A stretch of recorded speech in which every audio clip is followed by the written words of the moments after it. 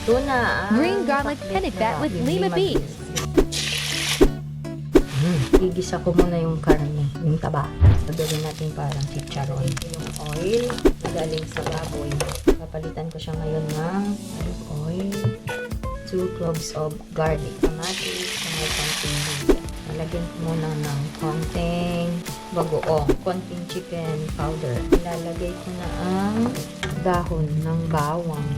Tuyo siya, nahugasan yan. Binabad ko sa tubig bago ko siya hiniwa-hiwa. Pinatuyo ko yan overnight. At ngayon, lalagyan ko din siya ng kanin.